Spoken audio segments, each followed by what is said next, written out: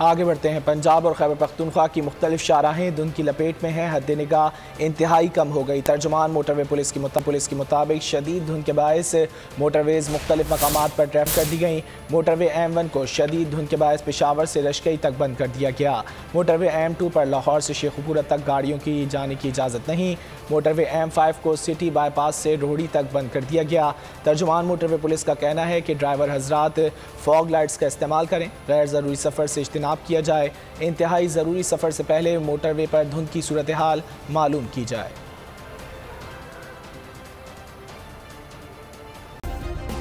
Subscribe करें और bell दबाएं ताकि कोई खबर रह न जाए।